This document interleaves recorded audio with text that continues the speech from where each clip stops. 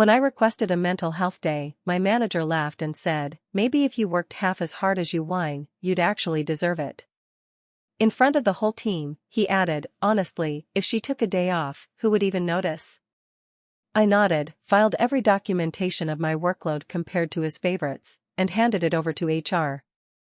Within a month, he was forced to take his own leave, indefinitely. This happened last year, but it still plays in my head sometimes. I used to work at a marketing agency in St. Louis. We weren't some big-time operation, but we had national clients and a lot of pressure. The office wasn't huge, maybe 60 people total. I'd been there for 3 years and worked my way into a senior account position. I liked the job at first. I liked my clients. I liked the pace. But over time, things got ugly. The problem started with my manager. Let's call him Brad. He wasn't the worst boss I've had, but he was the most arrogant. He liked attention, being in charge, having favorites. If you were one of his people, you could show up at 10 a.m. and leave early. He'd still praise your leadership. If you weren't, like me, you were just a worker bee. He barely looked at you unless it was to blame you for something. I was the quiet one. Did my work, didn't talk much. But I carried more than my share. Whenever someone missed a deadline or didn't finish a project, guess who cleaned it up? Me. Every time. I didn't complain, not at first. I thought it would pay off, that someone would notice. They didn't. By mid-year, I was burned out. I started waking up with chest pain. I'd stare at my laptop every night, knowing I had hours of work ahead of me. I'd miss dinner. My weekends disappeared. And nobody cared. One Monday morning, I checked our internal project tracker. I was assigned 12 active campaigns. Brad's favorites, one of whom didn't even know how to pull a report properly, had 3 or 4 each. I asked myself, why am I doing this? So I started keeping records. Not to get anyone in trouble. At first, it was just for my own sanity. Every time I finished a task that wasn't mine, I logged it. Every late-night message. Every urgent fix I did after someone else dropped the ball. I kept it all: emails, Slack messages, screenshots of incomplete assignments I finished. Everything.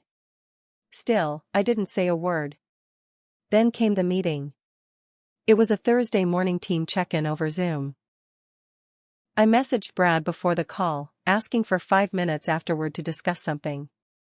I said I needed to take a mental health day the following week. Just one day. I framed it calmly, professionally.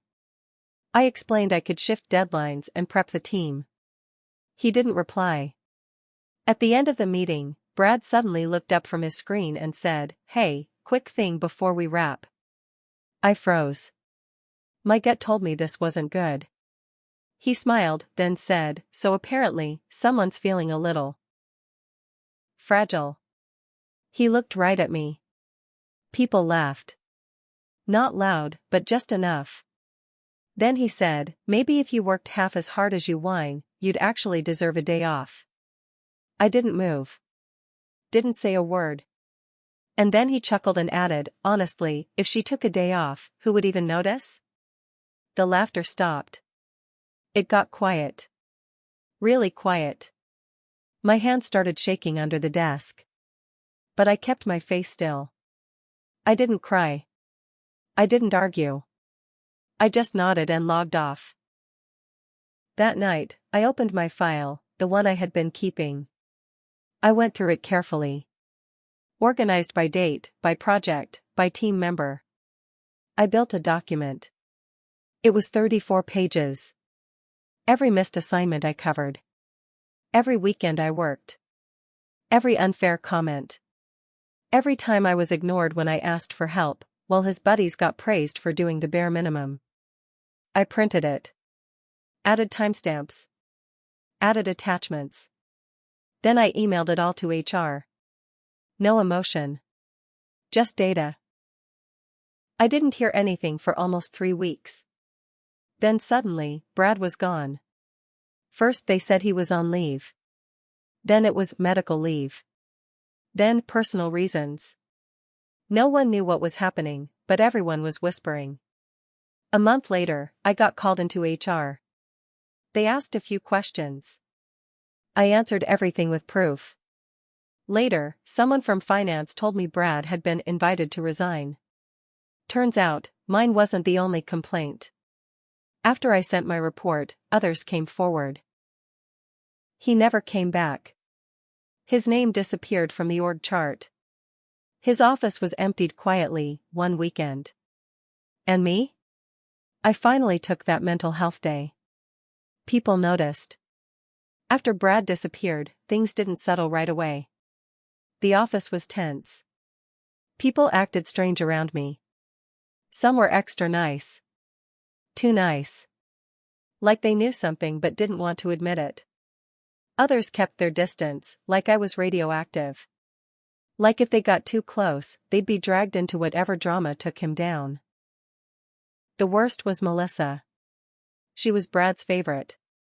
Mid-30s, always dressed sharp, loud in meetings but never did real work.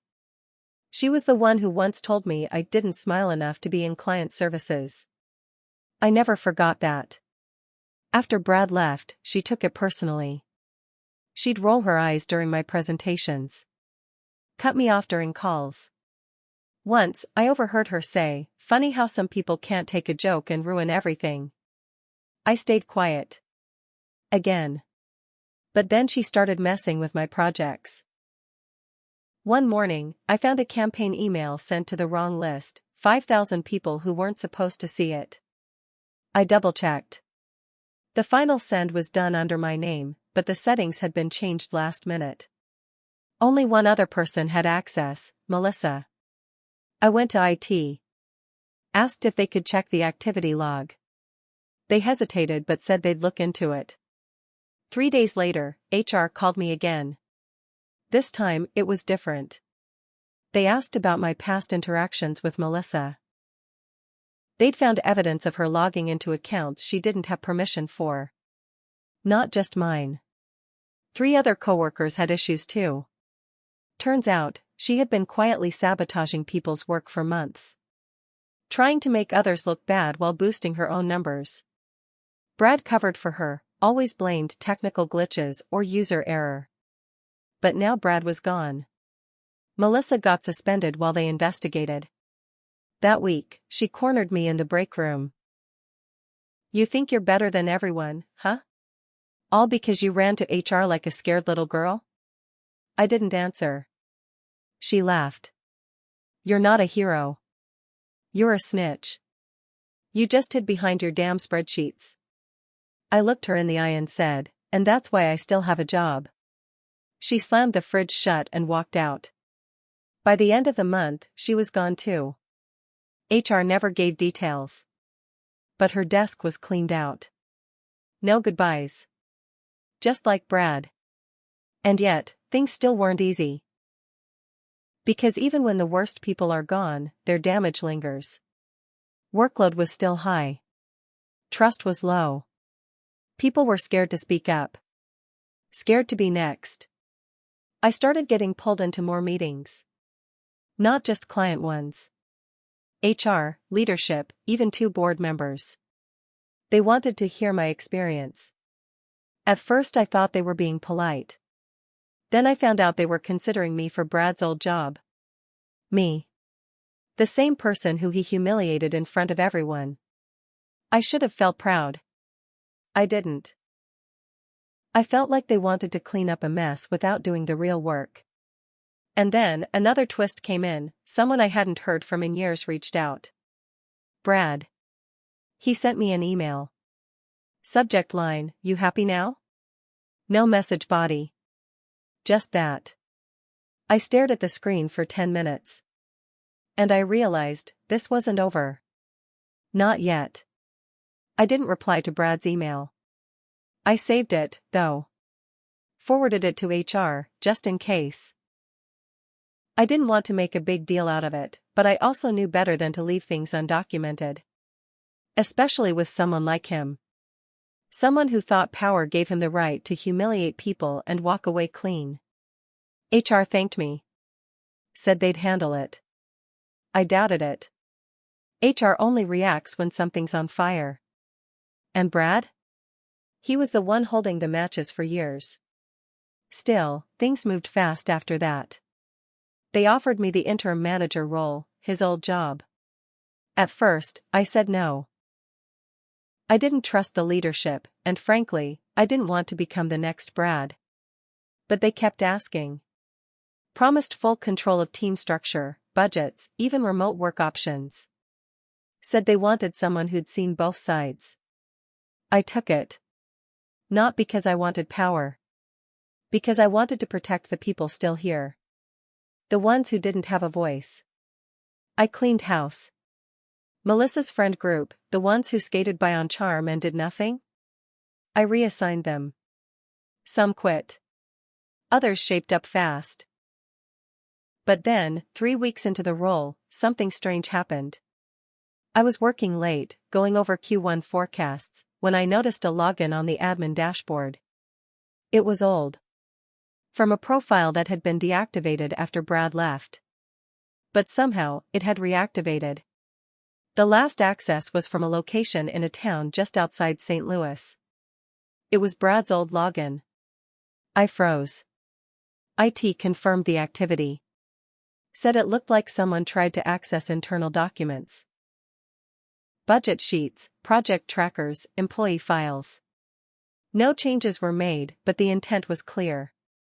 Brad still had someone on the inside. HR opened another investigation. This time, they kept me in the loop. It didn't take long to find the leak. One of the junior analysts, let's call him Ryan, was forwarding internal emails to an outside address. Quietly. 4 months. And that address was traced back to a Gmail account linked to Brad. When they confronted Ryan, he cracked fast. Turns out, Brad had been feeding him money under the table. Promised him a future job if he helped keep tabs on what was happening at the company. Said he was gathering a case against the company for wrongful termination. But what Brad didn't know is that by doing all this, he was committing a crime. Accessing systems he no longer had rights to. Using inside help. Creating a trail. They brought in legal. Ryan got fired on the spot. And Brad? I don't know what happened next. Only that it went beyond the company. Beyond HR, someone from legal told me, quietly, this may end up in court. I didn't smile. I didn't celebrate. Because here's the truth, revenge doesn't feel like a movie ending. It feels like cleaning up someone else's mess with hands that are already raw. But I wasn't done. I had one more thing to do, something I hadn't told anyone about. The last folder in my private backup drive. The one labeled voice memos.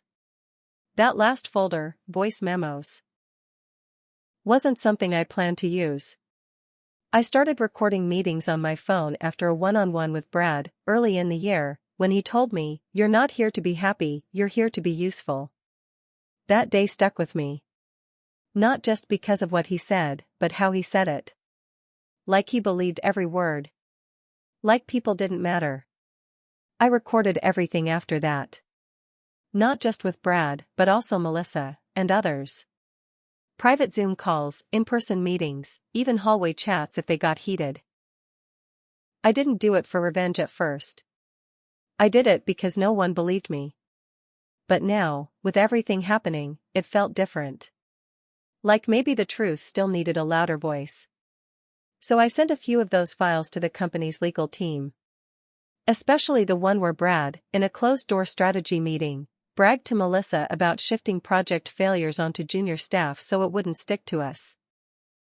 Or the one where he joked about letting a client deadline slide because we can just blame that quiet girl again. What's her name? The one who doesn't cry in meetings? Yeah, that was me. A week after I sent the files, the board asked for a private call. I joined, half expecting them to ask me to stay quiet. Instead, they asked for permission to use the recordings. Said it would help if Brad tried to sue, or leak company documents like he hinted at. I agreed. On one condition. They had to put it all on record. Publicly. Not hidden in some HR file. They resisted.